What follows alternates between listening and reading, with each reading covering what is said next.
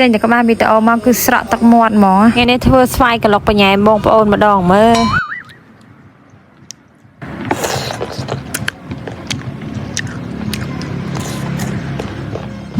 ដើម្បីបានស្វាយយកមកកន្លងហ្នឹងគឺថាយើងធ្វើដំណើរទៅបេះស្វាយសិនបងប្អូនចង់និយាយថាដើរនេះដើរទាំងស្រាវជើងបងប្អូនហើយព្រោះព្រៃច្រើនពេកមានភ្លៀងមកបេះដោះញុកហ្មងខ្លាចតែពុះទេបងប្អូនដោយសារតែដីនេះទុកចោលមានអ្នកនៅមើលថែទេបងប្អូនពេលចង់ដោះព្រៃឡើងញុកនិយាយពីខ្ញុំនេះវិញនិយាយពីថាកាន់ថងមកត្រៀមរួចជាស្រេចអញញ៉ាំញ៉ាំដាក់ផ្លែស្វាយហ្នឹងហើយល្មមតបានបេះណាបងប្អូនគឺថាបេះនេះបេះសម្បើមមានតែមែនតែនចឹងអស់ពីដើមតែហ្មងណាស្វាយទុំជ្រុះចោលយូយងងខាង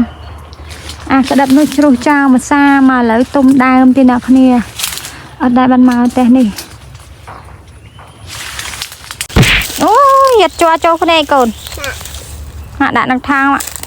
អូចំណាប់អ្វីបេះមួយទៀតតែទៀតជ័របេះមកកូនវ៉ាវ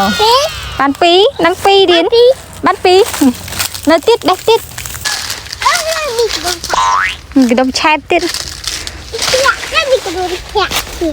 អាទៀបហ្នឹងទុកឲ្យកូនបេះអាខ្ពស់ហ្នឹងបេះខ្លួនឯងតែចង់និយាយថាអ្នកទាំងអស់គ្នាឲ្យតម្រាំតែបានស្វាយនេះគឺមិនស្រួលទេក្រងខាំអ្នកគ្នាឲ្យសំខាន់ដើរទៅខ្លាចពោះផងក្រងខាំផងអូយវេទនាមែនឥឡូវគឺថាបេះបានឡើងពេញថងអ្នកគ្នាថងហ្នឹងដាក់ឡើងលេងចង់អស់ណាអូយមកនេះក៏ហមល្អ